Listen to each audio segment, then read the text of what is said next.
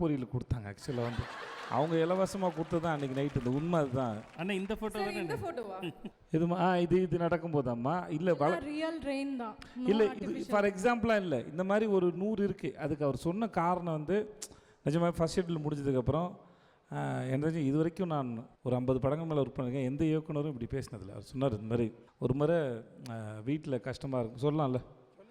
சொன்னதான் எல்லாரும் முன்னாடி சொன்னதான், தனியாக ரூமில் சொல்லல, அதனால் கூட்டத்துக்கே தெரியும். அன்றைக்கி செட்டில் வீட்டில் கஷ்டமாக இருக்கும்போது எங்கள் அப்பா வந்து சொந்தக்காரங்க யார்கிட்ட போய்ட்டு ஒரு 100 ரூபா வாங்கிட்டு வான்னு சொல்லும்போது அன்றைக்கி யாரும் தரல.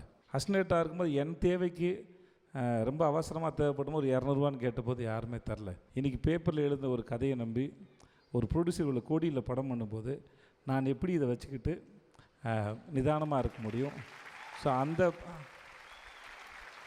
அந்த பரபரப்பில் இவருக்கு இன்னொன்று நான் பார்த்துருக்கேன். டே பை டே வந்து ஒவ்வொரு நாளுக்கு உண்டான செலவு எவ்வளோன்னு இவர் ஒரு கணக்கு வச்சுருப்பாப்புல. அதாவது பட்ஜெட் போட்டு கொடுத்ததில்ல, அது ரெட்டு ஆகாமல் பார்த்துப்பார். கரெக்டாக எக்ஸாக்ட்டு இல்லை அதோட கம்மியாக செலவு பண்ண அதோட கூடிடக்கூடாது அப்படிங்கிறத ரொம்ப கவனமாக இருக்கும். முடிஞ்சவளுக்கு எவ்வளோ ப்ரொடியூசருக்கு மிச்சம் பண்ணி கொடுக்கணுங்கிறதுல நான் ஒரு நாள் அதை பார்த்தபோது நான் ரொம்ப ஆச்சரியப்பட்டேன். இதை நான் நிறைய டேரக்டர் சொன்னேன். நான் தயவுசெஞ்சு இந்த பழக்கம் வந்து நமக்கே வந்து செல்ஃபாக கண்ட்ரோல் பண்ணி உதவணும். என் கூட நான் வேலை செஞ்சுட்டு இருக்கும்போது துபாயில் இருக்கும்போது என் கூட ஒரு ஃப்ரெண்டு ஒருத்தர் இருந்தான்.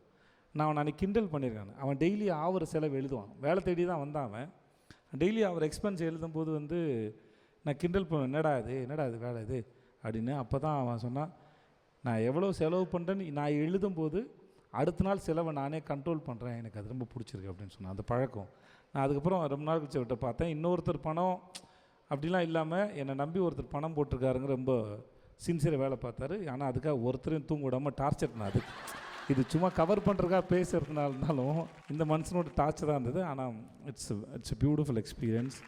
இன்றைக்கி இந்த ஆடியோ லான்ச் எப்படி இவ்வளோ சந்தோஷமாக கொண்டாட்டமாக இருந்ததோ, இங்கே இருந்த எல்லாரோடையும் எங்களோட ஷூட்டிங் ஸ்பாட்டும் அதிகம் அப்படியே தான் இருந்தது. இங்கே வந்து பேசின பாபா பாஸ்கர் என்ன நான் டான்ஸ் ஆடவே மாட்டேன். அதே போல் பாபா பாஸ்கருக்கு எனக்கும் ஆகாது. நான் வாங்கினப்போ அந்த ஆள் வந்து ஒரு கடினமாக பேசிட்டாப்புல. நான் ஹீரோ ஃப்ரெண்டு தான். ஹீரோ ஃப்ரெண்டாக இருந்தாலும் என்னை எப்படி ஒருத்தர் அப்படி பேசலான்னு வந்தது. நான் ஹீரோவெல்லாம் நினச்சி கூட பார்க்கல. ஆனால் ஹீரோ ஆனதுக்கப்புறம் இந்த ஆளோட வேலை செய்யக்கூடாது அப்படி தான் இருந்தேன் நான். எனக்கு டான்ஸ் வராது. நானும் வீட்டில் சாரி கேட்டுக்கிறேன். பாபா மாஸ்டர் லண்டனில் ஆடினதுக்கே வீட்டில் பயங்கர சண்டை. இப்போ நான் வீட்டுக்கு போனோன்னா பெரிய சண்டை வரும். காரணம் நீங்கள் தான். நான் ஆடவே மாட்டேன், வாழ்க்கையில் இனிமேல் ஆடக்கூடாதுன்னு நினச்சிக்கிட்டு இருந்தேன். அதை தப்பு பண்ணி விட்டீங்க. ஆமாம். அப்புறம் வந்து இந்த கதையை முடிச்சிடறேன். அப்புறம் கவனில் போல எனக்கு ஆடவே தெரியாது. இருந்தாலும் ஒரு டான்ஸ் மாஸ்டர் மேலே கோவம், அவர் கூட ஆடக்கூடாதுன்னு. அப்புறமா கவன் படம் பண்ணும்போது நினைக்கிறேன், அப்போது ஒரு அசிஸ்டண்ட் நான் பேர் நான் மறந்துட்டேன். அவனை போய்ட்டு உன் பேர் என்னடான்னு கேட்பேன். அவன் ஏதோ பேர் சொன்னான் தெரில. நீதான்டா பாபா பாஸ்கர் சொல்லி அவனை முதுலியே நான் அது ஒரு திருப்தி இருக்கும் அதில் வந்து. அது அவர் முன்னாடி தான் செய்வேன், தனித்தனியாக பண்ணுது. ஆனால் இந்த படம் நான் பண்ணும்போது அந்த ஆள் மேலே ஒரு பெரிய லவ்வே வந்துருச்சு. ரொம்ப எனக்கெல்லாம் இந்த மாதிரிலாம் ஆடலாம் வராது. பேமெண்ட் கொடுத்தா கூட ப்ரொடியூசர் மாதிரி கூட ஆட மாட்டேன் நான்.